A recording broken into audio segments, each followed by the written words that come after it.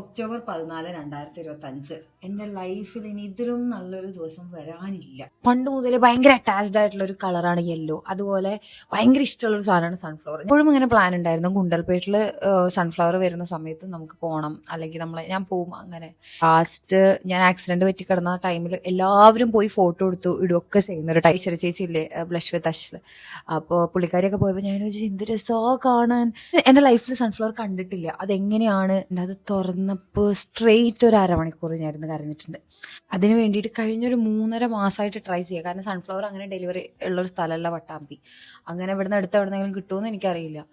എന്നിട്ട് ഫൈനലി സാധനം എനിക്ക് കിട്ടി. എത്ര കയോസ് ഉണ്ടായാലും എൻ്റെ കൂടെ നിൽക്കുന്ന കുറച്ച് നല്ല ഫ്രണ്ട്സ് എനിക്ക്. അതിലൊരാൾ എനിക്ക് സൺഫ്ലവർ ഫീൽഡ് കാണാൻ പോകാൻ പറ്റാത്ത കാരണം സൺഫ്ലവർ എൻ്റെ വീട്ടിലോട്ട് കൊണ്ടുവന്നു. ലൈഫിൽ ആദ്യമായിട്ടാണ് ഞാൻ ഈ ഫ്ലവർ കാണുന്നത്. ഒരു 3 മാസത്തോളം എവിടെ നിന്നൊക്കെ അന്വേഷിച്ചിട്ടാണ് അവരെനിക്ക് ഇത് കൊണ്ടുവന്നത്.